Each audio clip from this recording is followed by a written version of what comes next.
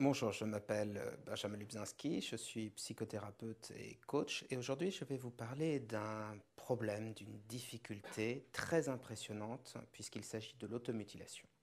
L'automutilation peut être le signe avant-coureur d'une psychose, de maniaco-dépression, d'une personnalité borderline. Ça peut être le signe de pathologies très impressionnantes qui demandent un recours à la psychiatrie et aux médicaments, mais ça peut être aussi quelque chose de plus bénin. Le plus souvent, l'automutilation a lieu pendant la période de l'adolescence. Ça peut avoir lieu également après.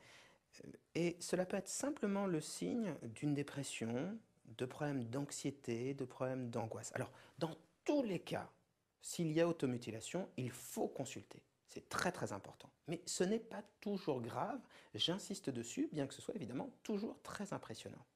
Pourquoi est-ce qu'on s'automutile? Ça peut sembler étonnant, et pourtant, c'est quelque chose, vous le verrez, de tout à fait logique. Il y a une locution latine, alors j'aime pas trop utiliser des locutions latines, ça fait toujours prétentieux, mais comme elle résume bien l'idée, je vais de toute façon vous la livrer, puis vous n'avez pas trop le choix puisque vous êtes devant la vidéo.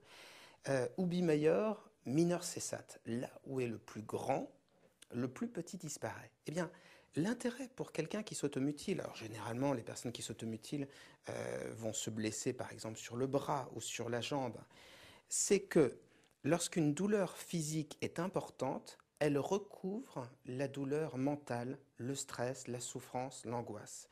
Et donc si vous posez la question à quelqu'un qui s'automutile, qu'est-ce que vous ressentez en vous automutilant? Eh bien, il va souvent parler d'un sentiment de libération, comme s'il se vidait de sa douleur, comme s'il se vidait de sa peine. Et cela tient tout simplement à ce que je vous expliquais à l'instant.